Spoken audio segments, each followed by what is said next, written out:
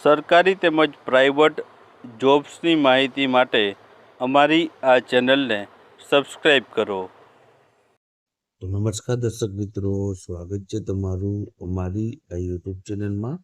તો મિત્રો, રાજ્ય વેરા નિરીક્ષકની નવી ભરતીની જાહેરાત છે બહાર પાડવામાં આવી છે. વર્ગ 3 માટેની આ ભરતીની જાહેરાત છે બહાર પડેલી છે, જેમાં 323 જેટલી જગ્યાઓ પર ભરતી જાહેર કરવામાં આવેલી છે. લાયકાત છે સ્નાતક, કોઈ પણ વિદ્યા શાખામાં સ્નાતક કરેલ હોય તે ઉમેદવાર છે આમાં એપ્લાય કરી શકે છે. આ વિડીયોમાં મિત્રો છે આ ભરતી વિશેની ડિટેલમાં માહિતી જોવાના છે, તો વિડીયોમાં છે અંત સુધી બન્યા રહેજો. અને વિડીયો પસંદ આવે તો વિડીયોને લાઈક કરજો અને વિડીયોને તમારા મિત્ર વર્તુળમાં અવશ્ય શેર કરજો. તો ચાલો આપણે વિડીયોની શરૂઆત કરીએ. તો મિત્રો, સૌપ્રથમ તો આપણે વાત કરીએ તો સૌપ્રથમ જગ્યા કેટલી છે.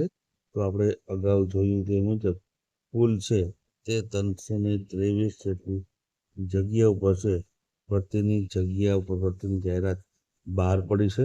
હવે તો ડિટેલમાં માહિતી જોઈએ તો રાજ્ય વેરા નિરીક્ષક વર્ગ 3 માટેની કુલ જગ્યા છે 323 જગ્યા છે, જેમાં બિન અનામત એટલે કે સામાન્ય કેટેગરીના ઉમેદવારો માટે 139 છે. ત્યારબાદ છે આર્થિક રીતે નબળા વર્ગ માટે 25 જગ્યા છે. સામાજિક અને શૈક્ષણિક રીતે પછાત વર્ગ માટે 85, અનુસૂચિત જાતિ માટે 23, ત્યારબાદ અનુસૂચિત જનજાતિ માટે જે છે તે 51 જેટલી જગ્યા રહેલી છે. ત્યારબાદ જે છે પક્ષાવર જગ્યાઓમાં મહિલાઓ વિશે વાત કરીએ તો બિન અનામતમાં 46 જગ્યા છે. ત્યારબાદ આર્થિક રીતે નબળા વર્ગમાં 8, સામાજિક અને શૈક્ષણિક પછાત વર્ગમાં 29, અનુસૂચિત જાતિમાં 7, અનુસૂચિત જનજાતિમાં 16 અને દિવ્યાંગ ઉમેદવારો માટે 13 જગ્યા છે અને માજી સૈનિકની 32 જગ્યા છે. તો આ પ્રમાણે કેટેગરી વાઇઝ છે કુલ 323 જગ્યા ઉપર છે ભરતીની જાહેરાત છે તે બહાર પાડવામાં આવી છે. ત્યારબાદ આગળ આપણે વાત કરીએ તો ઉંમર મર્યાદા છે આમાં કેટલી રાખવામાં આવેલી છે. તો ઉંમર મર્યાદાની વાત કરીએ તો ઓછામાં ઓછી 20 વર્ષ અને વધુમાં વધુ 35 વર્ષ સુધીની વય મર્યાદા છે જે છે અથવા ઉંમર મર્યાદા રાખવામાં આવેલી છે. હવે આમાં અનામત કેટેગરીની વાત કરીએ તો આમાં મિત્રો છે જે અનામત જે કેટેગરી આવશે તેમાં છે જે મૂળ ગુજરાતના અનુસૂચિત જાતિ, અનુસૂચિત જનજાતિ, સામાજિક અને શૈક્ષણિક રીતે પછાત વર્ગના અને આર્થિક રીતે નબળા વર્ગના જે છે ઉમેદવારોને છે 5 વર્ષની છૂટછાટ છે જે આપવામાં આવશે, જે વધુમાં વધુ 45 વર્ષની જે છે મર્યાદામાં છે આ છૂટછાટ આપવામાં આવશે. ત્યારબાદ મૂળ ગુજરાતના અનુસૂચિત જનજાતિ, સામાજિક અને શૈક્ષણિક રીતે પછાત વર્ગ અને આર્થિક નબળા વર્ગના મહિલા ઉમેદવારોને છે 10 વર્ષની છૂટછાટ મળવા બાબત થશે. ત્યારબાદ બિન અનામત એટલે કે સામાન્ય કેટેગરીની મહિલા ઉમેદવારોને છે 5 વર્ષની છૂટછાટ છે.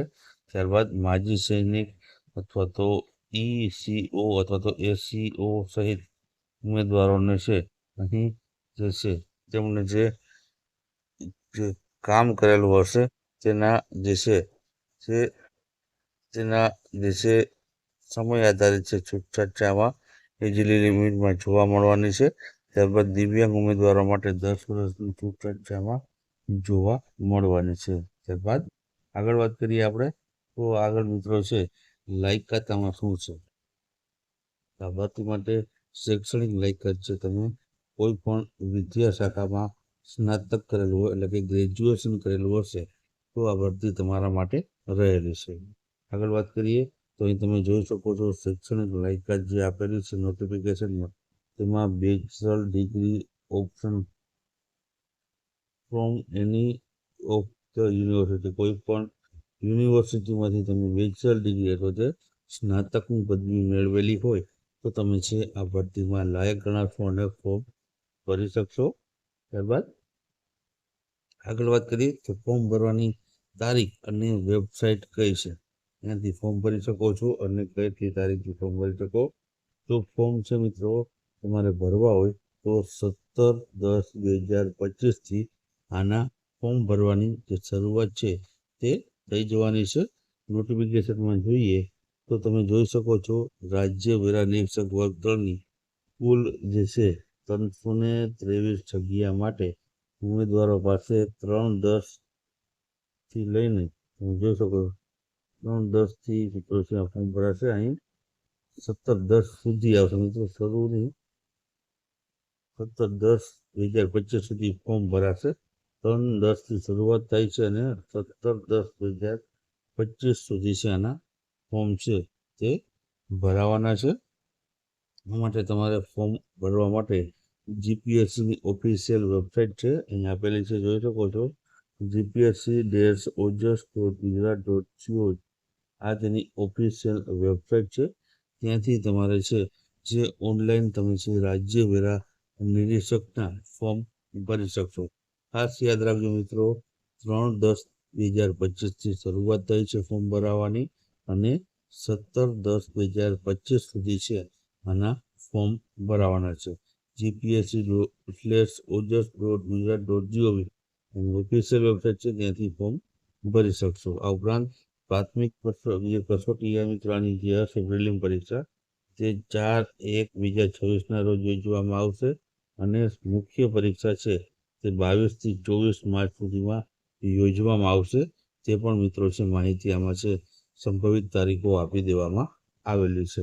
ત્યારબાદ આગળ વાત કરીએ આપણે તો પગાર ધોરણ છે આમાં કેટલું આપવામાં આવશે. તો પગાર ધોરણમાં તમને 49,600થી પગાર ધોરણની તમને છે શરૂઆત છે આમાં જોવા મળવાની છે. અને તમે પગાર ધોરણમાં જોઈ શકો છો કે પગાર ધોરણ છે મિત્રો તે છે 49,600 છે. તમને જે છે પ્રથમ 5 વર્ષ માટે ફિક્સ પગાર ઉપર ભરતી કરવામાં આવશે. ત્યારબાદ છે તમને છે જે 5 વર્ષના સંતોષકારક સેવા પૂર્ણ થયા બાદ છે તમને 39,000થી લઈને 39,900થી 1,26,600ના પે મેટ્રિક્સ આધારિત છે લેવલ 7નો પગાર ધોરણમાં જે છે તમને નિમણૂક કરવા પાત્ર કરવામાં આવશે. તો આ પ્રમાણે પગાર ધોરણ રહેવાનું રહેશે. ત્યારબાદ આગળ વાત કરીએ પરીક્ષા પદ્ધતિ, તો પ્રિલિમ્સ અને મેન્સ બંને પરીક્ષા તમારે છે પાસ કરવાની રહેશે. હવે આમાં જોઈએ તો પ્રિલિમ પરીક્ષામાં તમારે છે પ્રિલિમ પરીક્ષામાં હેતુલક્ષી પ્રકારના પ્રશ્નો જે છે પ્રશ્નપત્ર 200 ગુણનું તમારે છે 2 કલાકમાં પૂર્ણ કરવાનું રહેશે. મિત્રો પ્રિલિમ પરીક્ષાનો અભ્યાસક્રમ છે આમાં દર્શાવેલો નથી નોટિફિકેશનમાં, ફક્ત 200 ગુણનું તમારે છે જે સામાન્ય અભ્યાસનું પેપર આપવાનું રહેશે તેવું જણાવવામાં આવ્યું છે. ત્યારબાદ આગળ વાત કરીએ તો મુખ્ય પરીક્ષાની વાત કરીએ તો મુખ્ય પરીક્ષામાં તમારે છે ટોટલ 4 પ્રશ્નપત્ર આપવાના રહેશે, જેમાં ગુજરાતી ભાષા છે, ત્યારબાદ છે અંગ્રેજી ભાષા સામાન્ય અભ્યાસ અને સામાન્ય અભ્યાસ 2. આ પ્રમાણે 4 જેટલા પેપર તમારે મુખ્ય પરીક્ષામાં આપવાના રહેશે. 100 ગુણના 4 પેપર હશે અને બધેમાં તમને છે 3 કલાકનો સમયગાળો છે આપવાનો જે છે રહેશે. ત્યારબાદ આગળ વાત કરીએ તો આગળ મિત્રો આમાં પ્રિલિમ્સ મેન્સમાં જે અગત્યના જે છે માહિતી છે તે જોઈએ તો પ્રિલિમ પરીક્ષામાં મિત્રો છે કોમ્પ્યુટરાઇઝ તમારે છે તે પરીક્ષા આપવાની રહેશે અને OMR આધારિત પ્રિલિમ પરીક્ષા તમારે જે છે ABCD અને એમ 5 વિકલ્પ તમને છે કોમ્પ્યુટર ઉપર તમારે પરીક્ષા આપવાની રહેશે અને ક્વેશ્ચન તમે જે છે એટેમ્પ્ટ કરશો તો તમને કોઈ પણ પ્રકારનો પ્રશ્ન છે માર્ક આપવામાં આવશે નહીં. ત્યારબાદ આગળ વાત કરીએ તો આગળ મિત્રો છે આમાં એક જ પ્રશ્નના તમે વધુ વિકલ્પ પસંદ કરશો તો તમને છે અહીં જે છે તમારા ગુણ કાપવામાં આવશે. અહીં મિત્રો 0.3 ગુણ છે તમને જે છે 1થી વધારે વિકલ્પ પસંદ કરવામાં તમારા છે કાપવામાં આવશે. નેગેટિવ માર્કિંગ છે આમાં પણ તમને છે અન્ય પરીક્ષામાં જે જોવા મળે તે રીતના આમાં જોવા મળવાની છે. ત્યારબાદ આગળ વાત કરીએ પરીક્ષા કેન્દ્રો વિશે તો ઉમેદવારોની સંખ્યાને આધારે મિત્રો છે પરીક્ષા કેન્દ્રો નક્કી કરવામાં આવશે. અહીં તમે નોટિફિકેશનમાં જોઈ શકો છો કે પ્રાથમિક પરીક્ષા માટે ઉમેદવારોની જે સંખ્યા છે તેને ધ્યાનમાં લઈને છે આયોગ દ્વારા છે પરીક્ષા કેન્દ્ર નક્કી કરવામાં આવશે. જો વધારે હશે તો તમારી નજીકના જે પણ જે છે સિટીમાં તમને પરીક્ષા કેન્દ્ર જોવા મળવાનું રહેશે. ત્યારબાદ મુખ્ય પરીક્ષાની વાત કરીએ તો મુખ્ય પરીક્ષા કેન્દ્રોની મિત્રો છે આમાં માહિતી આપી દીધી છે. તમે છે મુખ્ય પરીક્ષા તમે અમદાવાદ અને ગાંધીનગર આ બે કેન્દ્રો આપેલા છે, જ્યાં તમારે છે મુખ્ય પરીક્ષાના જે છે કેન્દ્રો આપવામાં આવેલા છે. આ માટે તમારે છે હવે ફોર્મ ભરી દેવાનું રહેશે જીપીએસસીની વેબસાઇટ પર જઈને, અને જે છે આગામી સમયમાં જ્યારે પણ પરીક્ષાનું આયોજન થશે તે માટે તમારે છે જીપીએસસી ઓજસની ઓફિશિયલ વેબસાઇટની જે છે રેગ્યુલર મુલાકાત લેવાની રહેશે. તો મિત્રો આથી જે છે રાજ્ય વેરા નિરીક્ષક અથવા તો એસટીઆઈ સ્ટેટ જે છે જે ટેક્સ ઇન્સ્પેક્ટર વર્ગ 3ની જે ભરતી આવી છે તેની સંપૂર્ણ માહિતી.